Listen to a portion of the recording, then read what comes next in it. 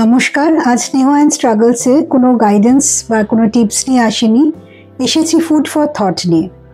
আমার কাউন্সেলিং সেশনসগুলোর সময় প্রায়শই আমি মা বাবাদের থেকে একটি প্রশ্নের সম্মুখীন হই যে ম্যাম, আমরা তো ছোটোবেলা থেকে মারধর খেয়েই বড় হয়েছি, একান্নবর্তী পরিবারে বড় হয়েছি, শাসন ছিল, ভালোবাসা ছিল, কই আমরা তো এত ডিপ্রেসড ছিলাম না বা আমাদের মধ্যে তো কোনো অ্যাগ্রেশন ছিল না। কিন্তু আজকাল তো শোনা যায় যে বাচ্চাদের গায়ে হাত দেওয়া যাবে না, তাদের বোঝাতে হবে ভালো করে। তাহলে কোন মেথডটা ঠিক? সেক্ষেত্রে মা বাবাদের একটা কথাই বলবো যে ছোটবেলার কোনো আঘাতের ছোঁয়া আজও আমাদের জীবন আছে কিনা বা আমরা রিপ্রেস ছিলাম কিনা, সেটা খুব ডিবেটেবল কোয়েশ্চেন। কিন্তু এখনকার পরিস্থিতি আর আমাদের ছোটবেলা কিন্তু একদম ডিফারেন্ট ছিল। আমাদের ঘরে ঘরে যেমন ব্ল্যাক অ্যান্ড হোয়াইট টিভি ছিল, সেরকম নর্মালি আমরা মারধর খেয়েই বড় হয়েছি। পুরো ব্যাপারটাতেই আমরা কিন্তু নর্মালাইজড হয়ে গেছিলাম। এখন দেখবেন যে একটি স্কুলে বিভিন্ন ব্যাকগ্রাউন্ড থেকে বাচ্চারা আসে।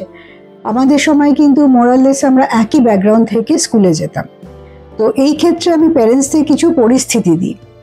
একটি পরিস্থিতি যেখানে ধরুন একটি বাচ্চা আর একটি বাচ্চাকে মারছে, সে যে কোনো কারণেই হতে পারে, সেক্ষেত্রে আমরা বলি যে বাচ্চাটি খুব অ্যাগ্রেসিভ।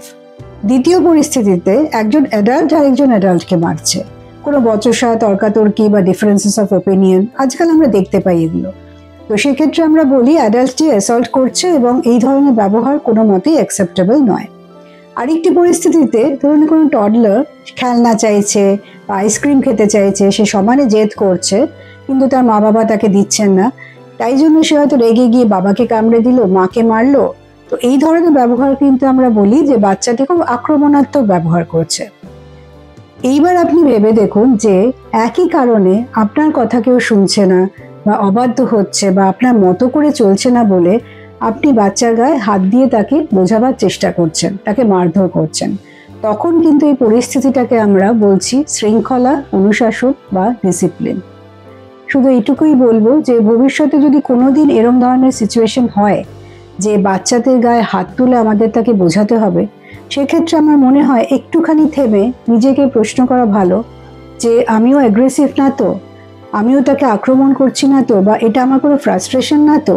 তাহলে হয়তো ওই থেমে যাওয়ার মুহূর্তে আমরা কোনো বিকল্প উপায় বার করব এবং খুব সহজেই বাচ্চাকে বোঝাতে পারবো তাকে মারধর না করে। আশা করি এরকম ছোট ছোট ফুড ফর থট নিয়ে আমরা আবার আসতে পারবো আপনাদের কাছে। ভালো থাকবেন ও ভালো রাখবেন।